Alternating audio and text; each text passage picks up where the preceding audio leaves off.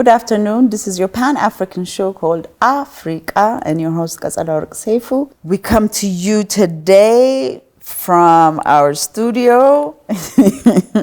I was actually going to say the African on the Caribbean and African flight.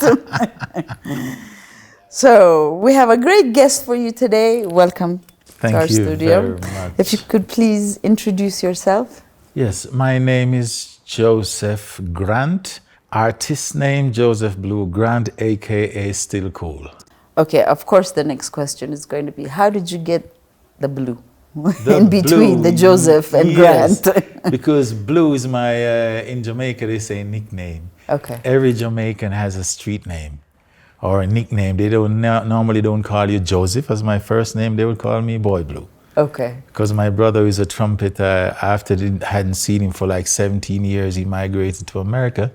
When I went to visit my mom in, it was like 99, I said, Rupert, I heard you gave me that name. Why? He said, I looked at you on the bed as a baby. Your daddy just passed away 6 months. And I said, that's the Blue, Boy Blue. So ever since the name sticks. Some say Blue, some say Boy Blue, some say Blue Boy. Okay. Well, welcome to our studio. Thank you. Of course, you being Jamaican, you were born and raised in Jamaica. Yes. Of course. And you happen to be a musician. Yes. My first question would be, how did you get into reggae? First it was reggae got into me. Ah, nice. And then it just started pouring out, you know, because I was born before the reggae rhythm really came into effect. It was like the days of ska and rocksteady and mashed potato, you know. And as a little kid, I used to dance, loved dancing a lot. I was entertaining the whole family, my school, everything. And then after ska, it comes to rocksteady, and after rocksteady, it became reggae. And that was about the time I started writing a few songs. Okay. Yeah. And then, of course, what you do is you play steel drums. Steel drums. The next question would be, how did you get exposed to the steel drums? To the steel drum. There's a steel band called Advocate Steel Band, led by one of the great reggae musicians from Studio One, toured with Jimmy Cliff and played on almost every major artist song. His name is Paul Dixon. Okay. We call him Pablo Black, Mr. Music they call him. And he had a steel band with Jose Walton, Albert Malawi Johnson, Pat Bremer, Tony Asher, and these guys. And a friend of mine, when I was just writing my first few songs, my friends from Kingston, because I'm from St. Catherine. Okay. So we were all working in the same printery together, learning to make printing books and stuff. So I used to go on the weekends sometimes to visit my mom in the country because it's so fresh out there and green. I leave Kingston and they, hey, can we come? I take 2 friends, sometimes 3, sometimes 5 guys. My mom said, ooh, it's... And it was there was enough land there, you know, lots of fruit trees and stuff. So I used to go in the back of the yard, among those trees, the guinea tree especially, and I would just humming my little tunes. And I wrote a song called Madness and Sadness. I don't see no gladness. The people here love no gladness. They live in madness. They die in sadness. Oh. And stuff like that. So these guys fell in love with this song.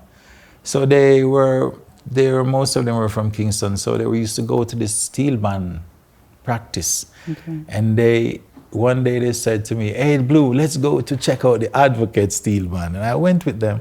And when I went there, it was Stereo Fletcher, one of these guys said, he's the guy who wrote the song Madness.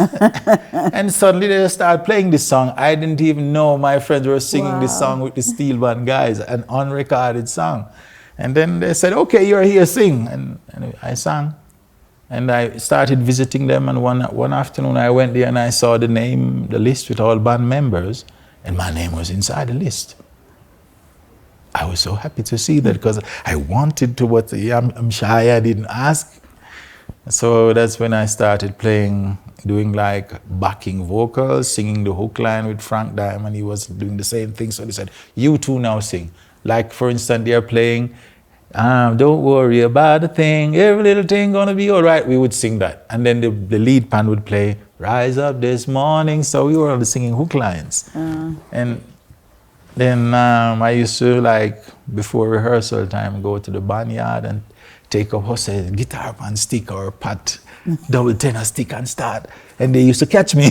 And then Tony Asher, he used to tour with Sly and Rabbit as well as a keyboarder. Before he was keyboard player, he said, "This youth are too talented for us to sing backup vocal. We should give him an instrument." And then one of the elders said, there's a pan in my house at Luke Lane, a double seconds. And that's how it came. And I started learning, and they tell me, go to Premier Park, buy a rudiment and theory of music and teach yourself. So I did that, and I was reading and playing and practicing. After a few weeks, I was playing on the Carib Theatre Christmas morning show with the whole band. Wow. So all my friends who was in the beginning there introducing said, "Hey, we can't believe it, look at Blue."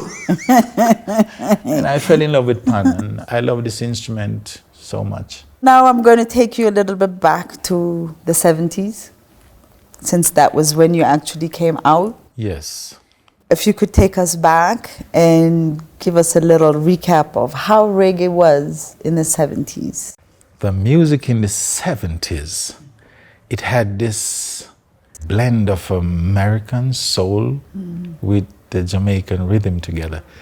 Because before, the big bands in Jamaica, they were mostly into this rhythm and blues and jazz and stuff. And then they created ska as an original Jamaican beat, fusing all those jazz stuff together. According to one great producer, Mr. Dodd, they wanted to put a dance to the ska, to the jazz. So then came ska, and it slowed down to reggae in the 70s. So a lot of this music was a lot of these American love songs and original songs by our creators as well. Alton Ellis, John Holt, one of my favorite singer, and Ken Booth, love him so much, Alton, I says. And then later on, like mid-70s, when the music really became more radical, and the messages against oppression and equality, rights and justice, that's when the Rastafari influence really stepped up in the music. And that influence kind of caught my attention too.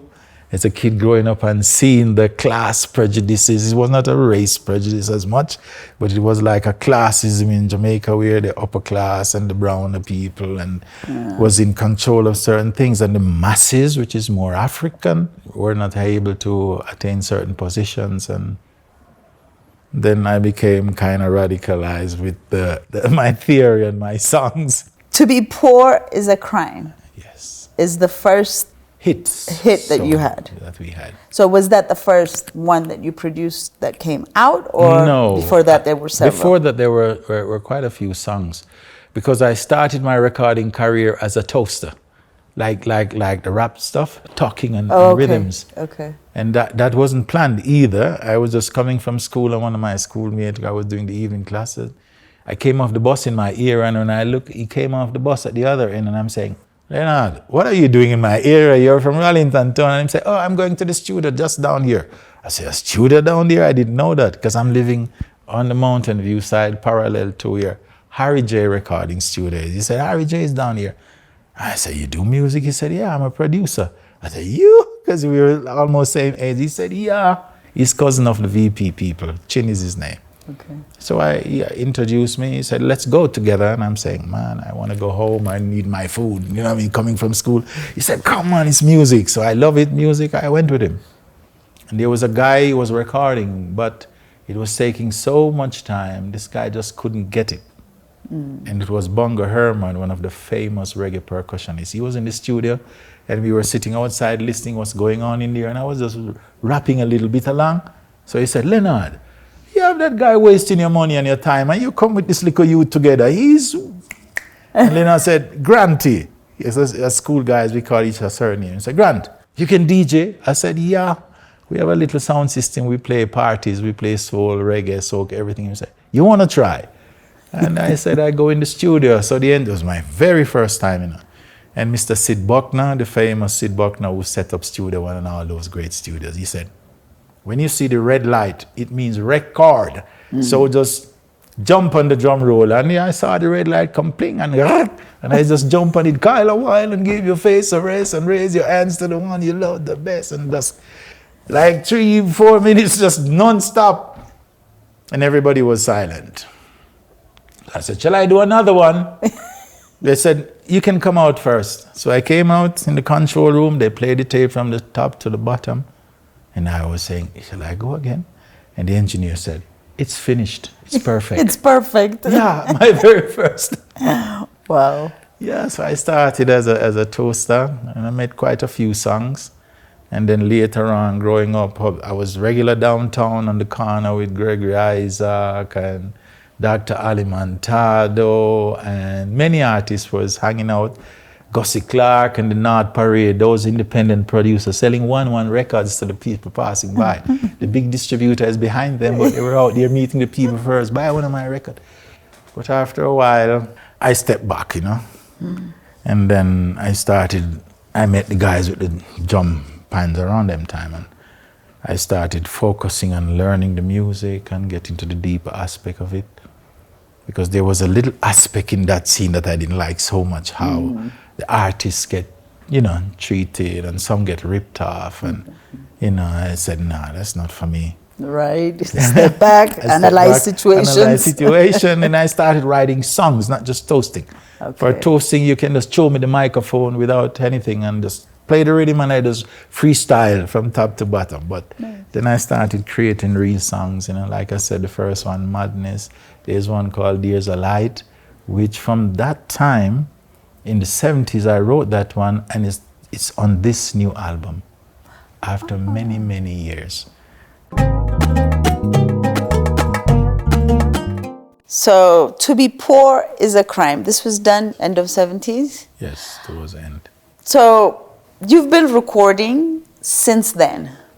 I'm just going to take you back and forth for a minute. Yes. I would like to know the difference between recording a song back in the 70s, yes, and coming back to the millennium now. The millennium, exactly. Yes. How's the transition? In the 70s, we would go in the studio with a full band.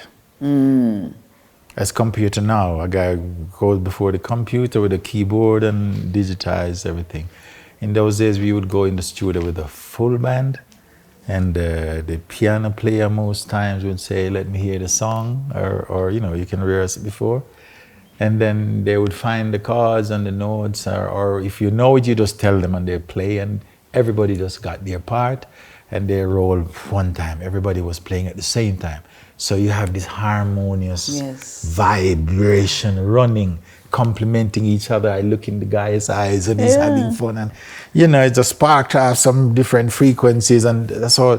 And the music, I think that's one of the things why the 70s recording, they're so groovy, you know, because it was really live, played by human beings, grooving, feeling each other, as compared to now. I love the digital age. There's a lot of advancement, and technologically you can do many things, but I still prefer the band. That's why even my album, even this album, we record some, wrote it digitally first, and then we go to the studio and we play it. The bass is real, the guitar is real, the drums is, That's the difference. That's the difference. So. Yeah, and we miss those. Yes, man. Yes, you can tell the difference. Yeah, you can hear it. Yes, and feel absolutely. Absolutely, feel it more. So you've shared the stage with a lot of artists. Yes. Can you share some of your experiences? Yes, especially those old, they call them old school, 70s. Old schools. But one of my favorite and greatest singer of now from that time is Barry Salmon. He said, it's not old school, it's good school. So the good school people, they are so beautiful to be around. They would make you laugh your belly out. Every time you meet artists like, you know, if it's Cornel Campbell or Scully Sims, all these elders, when you're among these people, you can't stop laughing. Wow. It was just fun. That's lovely. And I learned something from Scully. He died a few years ago. He got blind in his later years, but he played thousands of reggae songs as a percussionist. And he always tell me, Blue, we are all one family. The whole music fraternity, we are one family. So that's how it was treated, you know. Later it became a hype, you know. This guy wants to be bigger than the other one. A lot of ego takes over. But in those days, it was just on the level. You're singing a wrong harmony, and a elder musician will say, hey, that's wrong. This is the way you should do it. So people learn from each other. That has stopped now. Yes, you know. You sing, you write songs, and produce. Yes, I produce. Do you produce your own albums? Yes. I produce my own albums with the help of other musicians because I cannot do it alone. You know, people have their input, but we are organizing the thing, get it done. The financing of the thing most likely is rest upon me, and I deal with it. Work hard, save your little money, start the process, and finish it. Exactly. Even if it takes 2 years like that album to get done, start it and finish it. Absolutely. So as a youth growing up in Jamaica, can you tell us a little bit about that so we could have like this picture of you growing up and then becoming the musician that you are currently? Yes, I was born in St. Catherine, in the country, you would say, but not far from Kingston. Now it's like a half an hour drive to the city. Those days when you're driving through that very cool gorge in Bagwag, between the two hills alongside the Rayakoba. And then before I moved to Kingston, I was going to a primary school, like 2.5 to 3 miles away from home. We never took taxis, we never take buses. We would just walk. Sometimes with a few friends of us, you were just jogging along to school, you know? And we were not raised up with this false ego and stuff like that. We were all, and they said our feet was on the ground. Our nose was not there. Right. And you started out school, the big time in September, when after you got that long 6 or 8 weeks holiday school, everybody dressed up in their shoes and socks and looking crisp going back. But after a week, most guys kick the shoes off. And we go and tell me, my daughter, and just say, I used to go to school barefoot. She said, Papa, really? I said, yes. For us, it's nothing. We're mixing with the teacher's daughter and everybody, and sons, we all gel together. There was no difference. And so, you know. And then when I moved to Kingston, now that was another level. You got to be in your shoes and socks every day and dressed up and stuff like that. And from school, I started doing my apprenticeship, like I said, in printing, A1 printers on Mountain View Avenue. I moved to this area because in the beginning I moved to the West Kingston, the Mall Road area, Bay Farm Road, which was nice areas. In those days, the bread man would leave the bread on the gate. The milkman would leave the milk on the gate, and the gleaner would just throw the gleaner and go. And you wake up, you take things in. It's not like that anymore. Because, you know, especially that middle class is pushed out, and it's the rich and the poor, like everywhere in the world. Things change. People don't have. I'm sure if a guy is hungry and he see a bottle of milk sitting there in the morning before the people get out, he's going to pick it. Exactly. But those days were the days that I really grew up in. You could get the Jolly Bus in Kingston on time. You know it's coming. If it's every half an hour, you go 5 minutes before, you get to school in time. In the 70s, when our economy was kind of undermined because our government wanted a more fair social system for everybody. Every Jamaican is a first-class citizen and equal rights for everyone. Then there was a kind of subversion from some outside powers, and our economy dropped flat. So there was no state-owned buses anymore. It was just the minibuses, private people. So everybody hustling and jostling to get the first full trip to move. So there was no schedule anymore for buses. So things changed like that in the mid to late 70s. But now Jamaica is putting back things together. There are some public buses owned by government, and they're trying their best. So you decided to leave Jamaica. How old were you when you left? It's like, I think it was like 38, something like in my 30s, late 30s. So in your 30s. It's like I hadn't decided to leave. I wanted to have a foothold in a first world countries to have a certain rights to a certain powers. It was one of the main things, because like To Be Poor is a Crime was the song that sparked off this consciousness in my head. And I'm saying, when Freddie McGregor covered my song without even asking me for the permission, my brother said, oh, I was in a dance in Portland, October 1991, and I heard a Freddie McGregor of your song.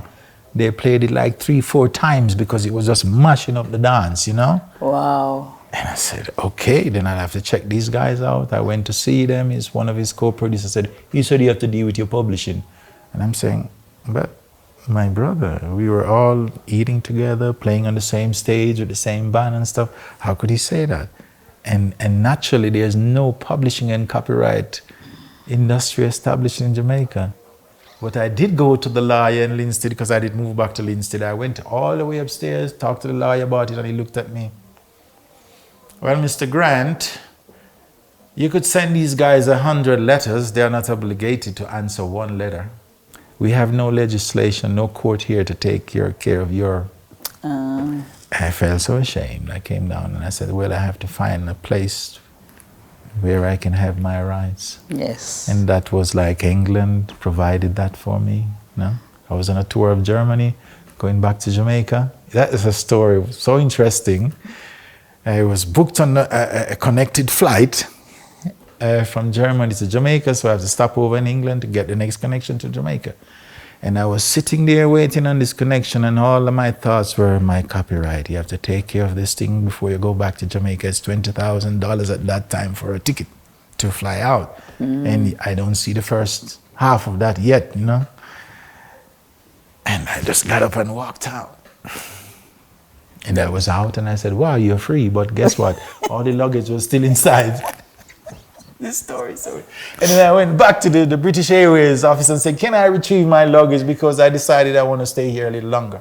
And she said, no, you can't do that. You're on a connected flight. You're going to keep how many people? And I said, no. It says in my passport, 6 months, they stamped. No, you can't do that. And she called the immigration, and he came on me. How? What kind of crazy thing you're up to? And blah, blah, blah. So I explained, I have my copyright issues to deal with here. And for me to go back down there to Jamaica and get back here, that's another level I cannot even guarantee. So now I'm here, I'm taking my chance. And he looked at me with an angry face, and I said, if you were in my place, wouldn't you do the same? And he just froze, and he said, come with me. You had the visa, so there was no reason that you couldn't. Right. I couldn't. But they still put me down to sit and like 3-4 different interviews, you know, through all the process. But in the end, they said, don't overstay your visa. I said, well, I've never done that. Check my record. I always leave at least in one day before. So that's how. And then in England, I sorted out my copyright and stuff like that at that time, 1993. Wow. So everything is... Yeah, it's level now. Legal. Yeah. Brilliant. So it happens a lot. I don't mind somebody taking my song and singing it over, but just take it through the right process. Exactly. You know? Respecting where it came from. Don't take a disadvantage because you know you can't do nothing about it. Right. How was Europe musically and your experience? It was interesting for me because at that time in Jamaica there was mostly dancehall, hardcore, very raw and lewd lyrics. At one time the government had to ban all stereogram from taxis and public vehicle because the lyrics was getting so terrible, and making real roots reggae music and stuff like that was like became in the back. But when I came to Europe with my first tour with the Bonium drummer, Jamaica Papa Curvin they call him, he was doing his own thing at the time, so he had a Christmas reggae tour. So that was my first tour in Europe to see how this roots music really, and the people were so overwhelmed and so loving this music, this roots music, and I said, yeah, this is the right place to be. Yeah. It worked out well. It worked out well, and even now in Europe they really appreciated roots, reggae, original melodic music. There's a big crowd for the dance hall as well, but the roots is still appreciated. Nice. And there's a revival of the roots revival in Jamaica, like maybe last 5-6 years, where a lot of young artists are going back to real band sounds, like, you know. And it's coming back. I thank you guys. Yeah. Good thing you didn't give up on it. Never. Exactly. That's why the album I made it before this one, it was called Can't Stop This Music. It was an album of strictly roots and lovers songs, all reggae with soul feeling and thing. And I'm saying, when I saw these guys and they come to the festival in Europe, I say, man, thank you very much, because I'm carrying this thing, and now to see the young people get dealing with that again. Yeah. I think it's very important to show the youth how important lyrics are. Yes, the lyrics. Yeah, very much, because it really does. Children and young people, they gravitate towards the artists, and you have to tell them something positive. Absolutely. So when did you do Time Is Now? Time Is Now, it was about 2018, 2019. Yeah, around about there, between 2018 and 2019. It's a very good title because it could work at any time. Yes, the time is right. Anytime, the time is now. Time is now. And we created that song with my bass player, Benizayan Ashnafi, an Ethiopian guy from here. Okay. So every time we meet, we have a chemistry. Every time I walk in his house, it is home studio, or we just meet in the rehearsal room before everybody comes, creation happens. So I would walk in the room and say, "Hey, Joseph, I'm working on a rhythm here, but I don't know where it's going. Could you do?" I said, "Let it roll." And that was it. The Time Is Now just came. I said, "Yeah, I think I hear that melody. I think I know where that song is going. Okay, start rewind." And bam, the lyrics just flows complete. And then we recorded it and we do the harmonies and the process started. And then when it was finished, we did a video by Diva. A friend of mine has this video company, and he had pleasure in doing it. He loved the song very much, and he got this castle way up in the mountains in Germany. Okay. In Turing, because he said that song, singing about the time is now, and talking about things that are happening, and the change that. He said we should take an old ruin to show that the old power is falling down. Wow. And you're taking the message now to a new generation. So there's Germans dancing, a guy from India, another one from Kazakhstan, a Russian girl, a German kid. So people say, "Why don't you say it doesn't fit?" I said, "Hey, think about it. We're taking the message into Babylon, not just Rastas. There's a different people from a different world and different." So that's how it came out. So now that we've traveled through your musical journey, we are going to get into some serious topics. Yes. And my first question would be, what is the relationship between Africa and the Caribbean? Last time I was performing in Germany supporting the Ethiopian community. And a lot of people wonder why these Rasta guy people are always so interested in Africa and, going back. And I said there was a professor there, and I was explaining that there's another Africa on the other side of the Atlantic, the Caribbean, South America. The people for me are Africa. And we should make that connection between Africa and the diaspora, the Caribbean, because where I come from, 70% of Jamaicans are African. Right. You have the Chinese and the Indian and the Lebanese and other people, but 70% is like African people. And we grew up listening to the reggae songs, especially telling us about Africa and our roots, and that we should be proud African people. Coming from Marcus Garvey, who organized the big Back to Africa movement in America and Jamaica in that time. So, checking out these songs and checking out the teachings of Marcus Garvey, and as a youth in my teens, I went to Trenchtown to see a Rastafari organization of repatriation. It was called the 12 Tribes of Israel. And I saw Gedman preaching and the 12 brethren sitting with the sister, and I'm saying, this looked like something I had in my dream as a kid in my grandma's church. It was true. I visioned like the 12 slide going past the window. Wow. As a teenage. And when I went there and I saw all these people sitting, I'm saying, some of the faces I see there, I saw that in my dream, before. And so I started following this house and the meeting. Didn't join early. My friend said, why don't you join? I said, I need my time. So I watched, and afterwards I joined maybe like 2 years later. And they were always teaching about repatriation and enlightening the youths about Africa. That Africa is not a backward place as portrayed by the media. they show you lions and tiger and people running around in skimpy clothes and breast open, and you know, even some people in my family too, these have this colonial mentality. Africa, pure monkeys and lion and tiger running up and down. I'm saying, no, it's not like that.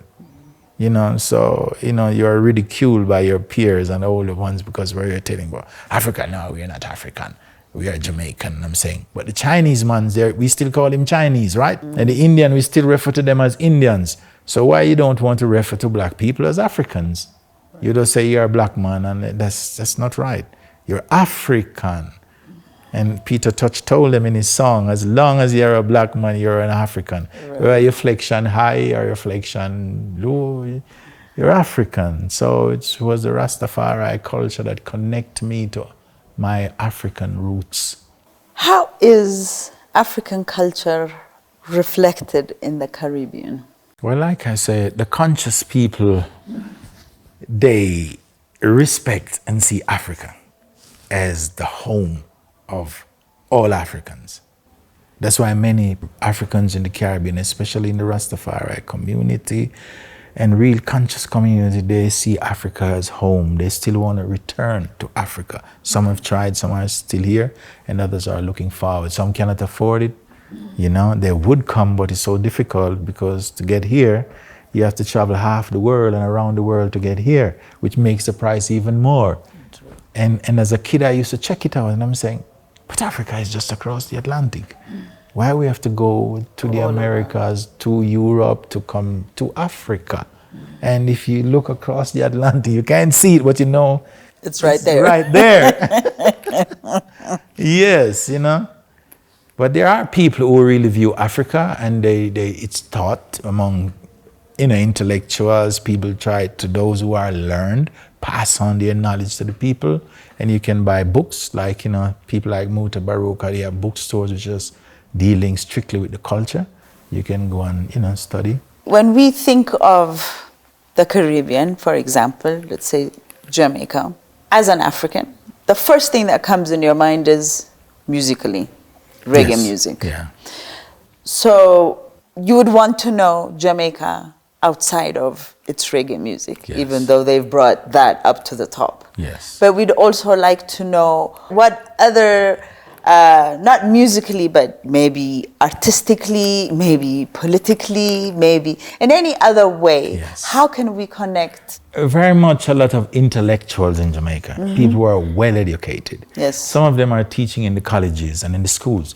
So among this community, there are a lot of people who can do a lot for Africa by coming here to help to educate. And there's a big amount, you know, of people in this field. And industrial-wise, Jamaica was relying on sugar before, that is out. It's mostly bauxite and tourism. And there are a lot of other business ventures that people can invest because Jamaica is open for investors. But tourism is one of the leading businesses in Jamaica. Do you have a lot of Africans that tour Jamaica or the Caribbean in general? Not a lot, but some Africans do pass through. Because that would be the first thing. Yeah. So we could reconnect. That is why so the we can album know is you. for that. We're talking about connecting the diaspora with Africa. Exactly. Because I played music in tourism for many years, playing, you know, steel band in most of the major hotels is a part of the tourism entertainment. And we had a full band in Jamaica. There were some other small band. We got, I think, about 1990 Best Steel Band Award. Yeah, we were playing in America, Hilton, all these hotels, chains. Where a lot of tourists a lot of tourists coming in, but when you look at the tourist population is like 95% or European, Eurocentric people.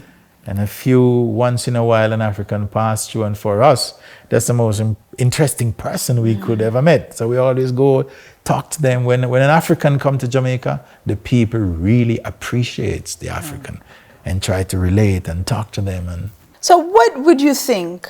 I mean, this might not be the right question for you because you're not in the airlines industry, but because this is a topic that I've always talked about, intra-traveling throughout Africa.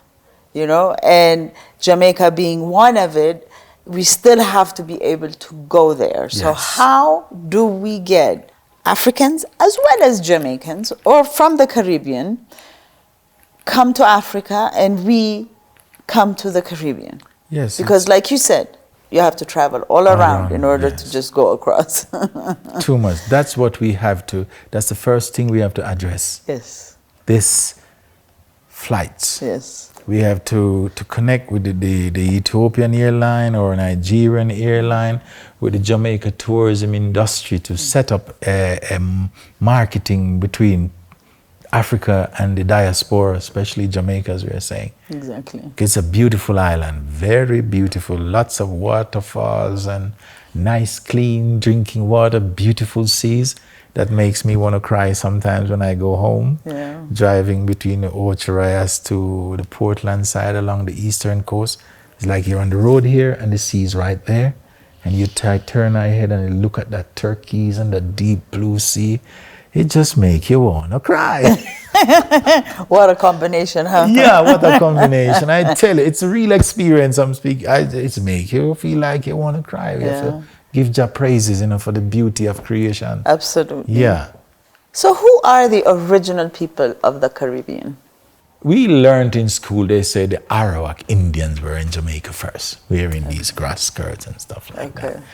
But when some of the intellectuals, they dig the deep history of Jamaica, they says Africans were there from before Columbus, from the 12th century and all these things. So, and the most Caribbean people, some say Caribs, some say Arawaks, and there's another name, I don't remember now. But when you look at most of these people, you can see that it's an African connection. Growing up in Jamaica, I haven't met one Arawak Indian. There's a museum, Arawak Museum, where you can go to see artifacts from that time. They say they were the original Jamaicans. But when Columbus and their guys came, a lot of bad things happened. They treated the people terrible, and a lot of them died. Many of them run off to the hills. But there were Africans in the Americas long before Columbus. When they came in their writings, they said they see people of Ethiopic origins in the Americas. Yeah. So I think this is the perfect time to invite direct flight. Yes. Can you tell us how direct flight came? Yes. It was in the COVID lockdown. Okay. We couldn't do any concerts.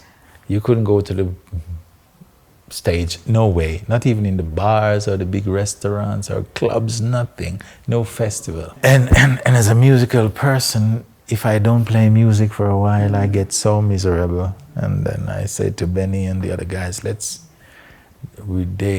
previous to that, we were doing like 30 shows. So in the spring, or another 20 shows in autumn. Summertime, the festival time, we were all over the place.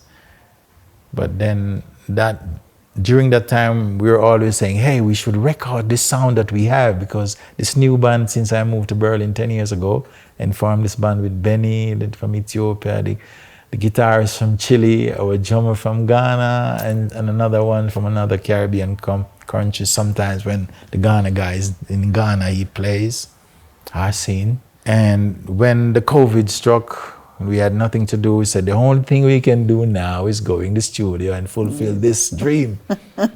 Right, so it started in Benny's little home studio on his table. We put the piano there and we started doing the rhythms, and I would sit with the acoustic guitar, especially for this song, behind him playing, working out the bass line while he's doing recording the piano sound. And he turned around, looked at me, and he took his bass and he played the same thing. And that's how it built. But before it came into place now, we had like 11 songs finished on the album. And we were thinking, which song we're going to put to make 12? Because we wanted to do an album of 12. There are many songs, even songs from Jamaica. I was writing from that time. Other songs we practiced together, new songs working on. But then we couldn't decide. And one day I was sitting on my balcony, looking over the bush, because from my house you can see the fields and the little mountain and stuff. I had my acoustic guitar there because I loved the acoustic. And suddenly the thought came, remember, you always talk about this direct flight from Africa to the Caribbean. And right there and then, like a miracle, the whole thing just came. And I went to this, I said, Benny, I have the number 12 song. He said, really? I said, yes, direct flight. And bang, we just Did it. did it.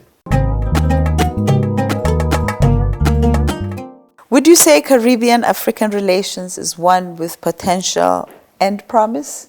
Very much. First, people. The people, the human resources.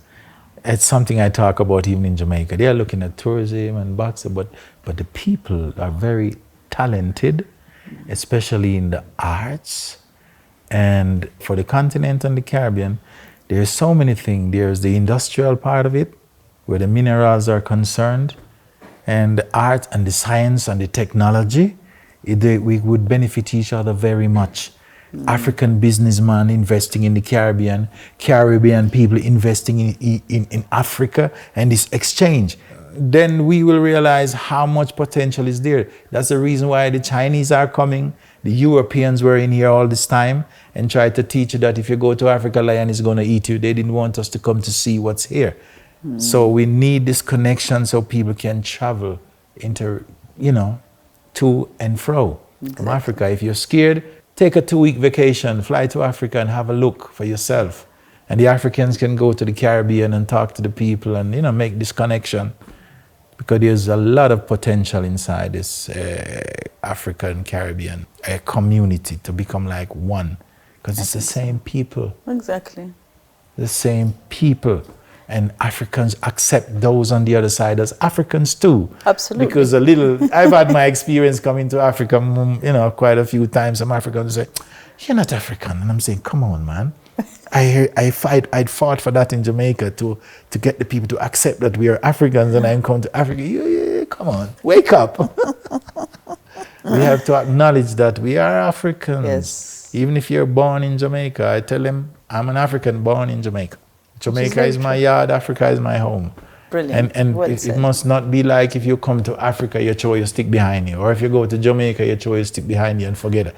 You should be able to go to and fro. Thank you very much for giving me this opportunity to have this discussion with you. And I know now you're going to play a little bit of your steel drum for us. Yes. If you could tell us what you're going to play for us, that would be greatly appreciated. And I must say thank you for having me. It was my honored pleasure. to be here. Thank you. And I think I have a favorite song I like to play with my band. My Voice and Steel project. I sing with the pan. Beautiful. So I'm going to do a song called New Morning from the album before this one. Thank you very much for tuning in. This is your Pan-African show called Afreeqa, Saturdays on Arts TV from 4 to 5. Thank you.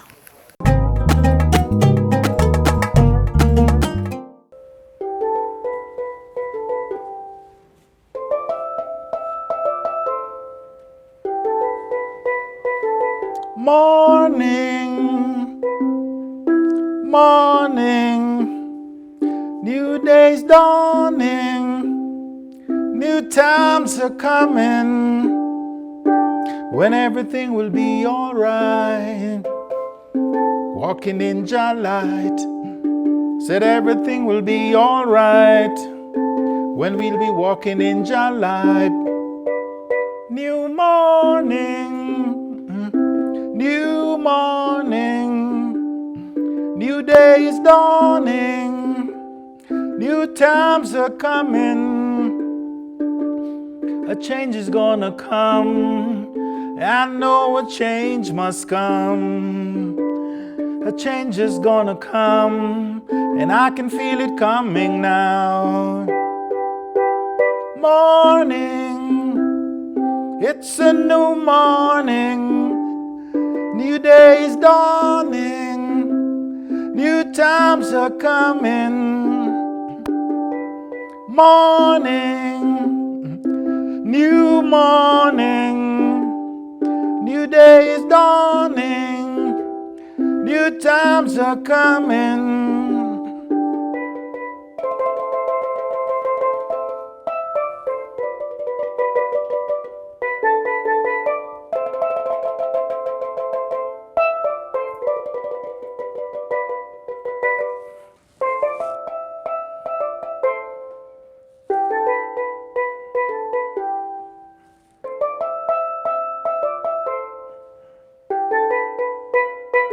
a change is gonna come. I know a change must come. A change is gonna come, and I can see it coming now. New morning, new morning, new day is dawning, new times are coming. 'Cause after a storm, there must be a calm, when we'll be feeling so high, higher than the sky. New morning, new morning, new day is dawning, new times are coming, when everything will be alright. We'll be walking in Jah light. Everything will be alright when we'll be walking in Jah light. New morning, new morning, new day is dawning, new times are coming,